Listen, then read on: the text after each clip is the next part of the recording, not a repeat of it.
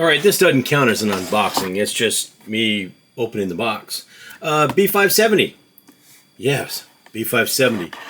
Intel Arc B570. This one's made by Sparkle. Yeah, it's going to be blue. This is heavy. This is a lot heavier. This pressed cardboard or whatever, much heavier than I thought it would be. It's molded, so it fits the shape of the card. Let's take it out of the plastic and look at it, and then we're going to put it in there and give it a shot. Also, sort of non-traditional. The static bag doesn't open on the end here. It opens right here. Look at that. That actually looks really cool. Let me get this out of here. My first impression of the card is very clean. This nice little detailing and edging and curves. Much better. I've got a Sparkle A380. This, by contrast, is much cleaner looking. As I started to say, we're going to go ahead and put the A570 in the place of the B570 in place of the A750. Yeah, and we'll give that a shot. Only one 8-pin connector instead of the 2. We're going to go ahead and put this in here, hook it up, run some tests, and tell you how it does in comparison to the A750, which has turned into a pretty good card. The driver updates have been it's really solid. So I'm hoping that this B570 already has some solid drivers and goes, you know, pretty at least toe-to-toe with it.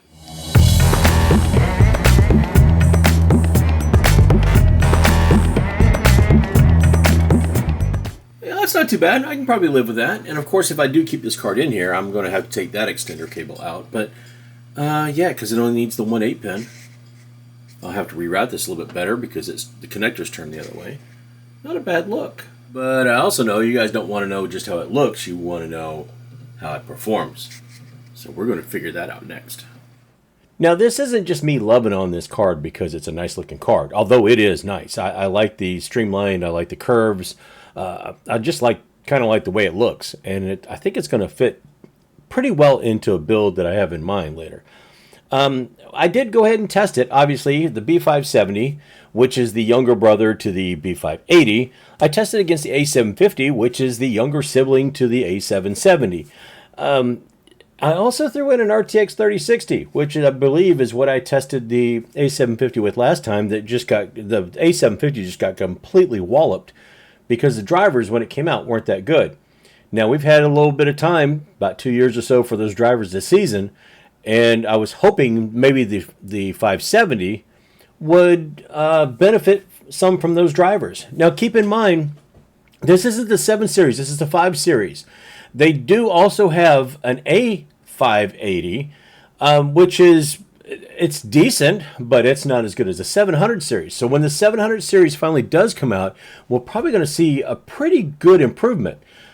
But this improvement wasn't so bad, and I just kind of let the cat out of the bag a little bit, but we're going to go over a few things. First, let me say that this card was very cool. I don't mean cool as in, hey man, that's really cool. I mean cool as in the temperature. The temperature of this thing never got about I think, I might have had one set of tests that got up to like 64 or 65 degrees. Most of the time it sat around 60 or 61 and hung out there. That's an enclosed box that doesn't have that great of airflow. As you can see, there's no air coming in the front panel. It's all in from the sides along the trim of the glass panel. So for it to be that cool in that case was pretty impressive and quiet, very quiet. I didn't hear any fan coil. I didn't hear any coil whine. I didn't hear any problems with this card at all. It performed well. It was nice and quiet. It stayed cool. And as we're going to take a look at some of these benchmarks, it actually ran pretty well. We'll go ahead and look at Shadow of the Tomb Raider, and we're going to split these up into 1440 and 1080. We'll look at 1080 first. And the one thing to note here is that, yes, this card was better than the A750. It was also better than the RTX 3060. Now, 3060 is now going to be 2 generations old, but still, there's something to be said for that. The RTX 3060 is the most popular card on Steam right now. That's the one, the video card that more people use on Steam than any other card. So it's a pretty good comparison. And this card is only between 225 and 235 bucks. So for a brand new card that is outperforming the RTX 3060, this isn't so bad. It does very well outperform the A750, and when we go to 1440, we're going to see more of those numbers. Very solid numbers for all three of these cards, by the way. So there's not really anything we can complain about here, but yes, very, very good look for this. We're going to see pretty much more of the same. The 3060 does fall just a little bit more behind the A750 and the B570. Boy, say that 3 times fast. The 3060 does lag just a little bit, especially in the 1440p numbers. But that's not horrible. And all three of these cards, again, are doing well. But that just tells you how much better the drivers have gotten from Intel to make this A750 better than the RTX 3060. Because before, like I said, the 3060 was handling this pretty well. There wasn't much of a problem with that at all. Cyberpunk, we had a couple of different things here. I went ahead and did, let's see, I did 1080p and I did 1440, but there was a little bit of a caveat because the RTX 3060 defaults to FSR. NVIDIA, I don't know. The FSR is the default for all the AMD cards and the NVIDIA cards. It is not the default for the Intel cards. They automatically default to XeSS. So to test these fairly against each other, I had to go ahead and put FSR on all three cards. At this point, in 1080p especially, the 3060 does go just a little bit better, or does do just a little bit better than the 570, but not by much. They both beat the 750 pretty well, pretty handily.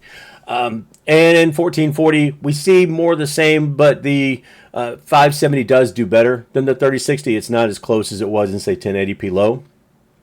But XeSX, there we actually see a little bit better numbers for the B570 and technically the A750 both. But both of these take advantage of their native rendering or their native settings in XeSS and do a pretty good job. The one thing I did notice with the super sampling, the Intel's brand of the super sampling, and maybe it's my imagination, I don't know, but the smoke and the particle effects seemed a whole lot, they were more populated, they were thicker, more dense. I'm trying to think of a good way to explain that. It almost, I want to say it almost seemed to look a little too realistic. The bar was really, really filled with smoke, and then you could see a lot more of the smoke and steam coming out of vents or whatever as you're going through the benchmark. Now, you could see that also in the FSR version, but to me, it looked like it was more pronounced. It was something that I noticed when I ran through that it just seemed more dense, and it seemed like there was more of it. I don't know if that's more accurate or less accurate or just different. But it's something I noticed, and if I did my job correctly as an editor, I probably put both of those clips in there. Maybe you can let me know if you saw any difference or if you've noticed any difference when you're running Cyberpunk in your normal everyday gaming or anything like that with whatever card you might have. So kind of let me know that. Also, let me know if you've noticed before that FSR just happens to be the default for all the AMD and NVIDIA cards. I thought that was a little bit weird, but I ran with it. So that's why you have a couple of different sets of benchmarks for Cyberpunk. I went ahead and ran the benchmark tool for 1080 and 1440 for Black Myth Wukong. And I noticed something a little bit, well, it stuck out quite a bit here. The RTX 3060, way above by almost 20 frames per second from both of these cards. The Intel cards are very similar in behavior, and yes, I did go back and test this again because I thought maybe I wrote something down wrong. I always write these on a separate scratch sheet before I add them to my Excel spreadsheet, and then when I go to make the slide is when I notice what the differences, the real differences are. So I can go back to two different sources and go, okay, yeah, I wrote that down right. Oh yeah, I did that right. If I have any questions, I can go back and retest. Well, that's how I had to do this time. I was starting to make slides. It's like, no, that can't be right. So I had to go back and look again. But it was right by a considerable amount. In both 1440 and 1080, that RTX 3060 does much better. Now, I also, not pictured in this video here, I went back and I looked at the RTX 2070. Got a full set of numbers for this same 12700K, 12700KF Intel chip that's in that editing rig. Went ahead and tested that again. And it was right up there. I don't have a chart for it, but it was right up there with the 3060. So I believe those numbers were like 86 and 94 or something like that, whereas 90 and 97 is what we got with the RTX 3060. So it does translate as far as NVIDIA and Intel. That their rendering is very similar with both sets of cards, but the RTX 3060 did do quite a difference here.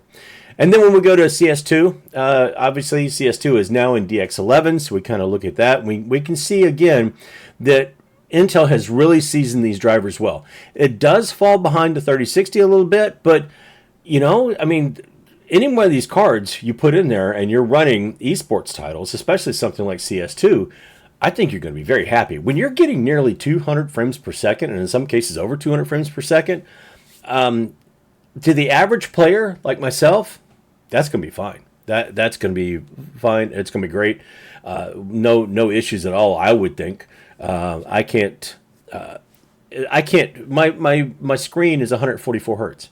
So if I'm getting 200 frames per second on a screen that's rendering 144, you know, I have to be happy with that. And to me, gameplay was very smooth. There weren't any issues with any kind of textures popping in or out or anything like that.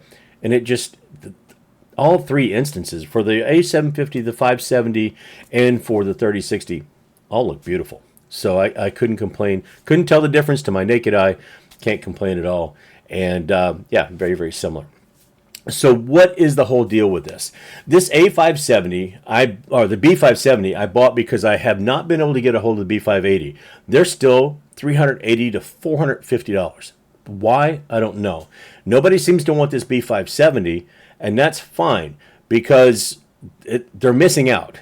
If you're looking for a decent video card and you don't want to break the bank and you want something new that's going to behave well or perform well, I'm telling you, this thing's on par with the RTX 3060, which, as I mentioned, is a most popular card on the Steam survey. So you're getting decent value for not a whole lot of money, quite honestly. And if you can go ahead and get a B580 for $250, that might be worth it.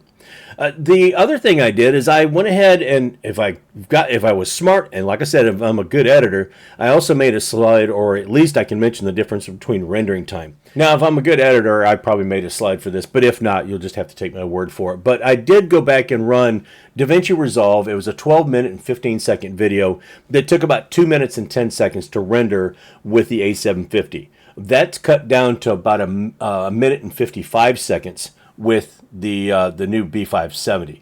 So it did shave a little bit off. Not a whole lot, but enough that it was a little bit noticeable where, you know, I can't complain about that either. If it would have been the same, I would have been happy. The A380 and the A750 rendered at about the same rate. So have this B570 be just a little bit above, maybe 5 to 8% faster, I'm completely fine with.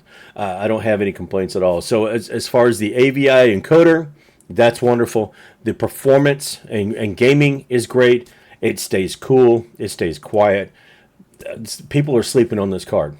And am I going to give it a full recommendation?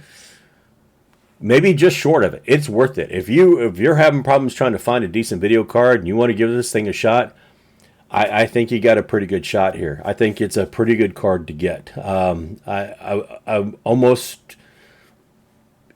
think it's a good card. I mean, I can't bash it. I can't say I can't say anything really negative about it.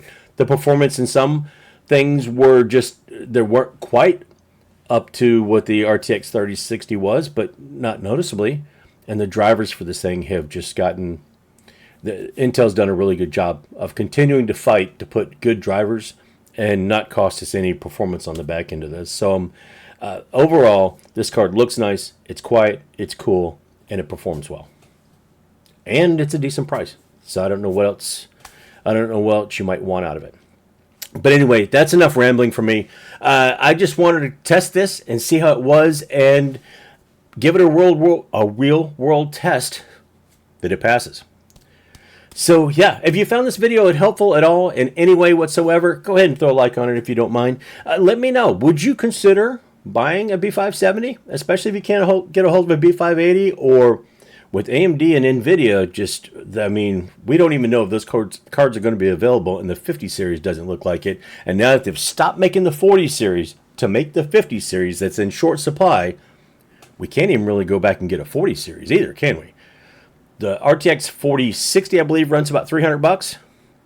Now, I'm sure it's going to outperform this card, but, you know, for a budget, you know, for 65% of the price, not too bad. Anyway, like I said, that is all I got for this time. Don't forget to visit, if you don't like or subscribe or anything like that, or let me know what you think about this card, maybe visit the socials. If you don't do any of that, then I just ask you one favor, and that's just be good to each other. Be kind. Smile, wave, hold the door open, say good morning, good evening, something. Just being kind doesn't cost anything, right? So, yeah. Intel's B570. The ARC B570, I'm going to give it a good grade. I don't know what to tell you. But, yeah, don't hate on me. It's actually pretty good. Anyway, that's it. So until I get myself into something I got no business getting into, I'll see you later. Not even turned on or hooked up yet. I just slid it in the slot. It's already telling me, feed me, Seymour.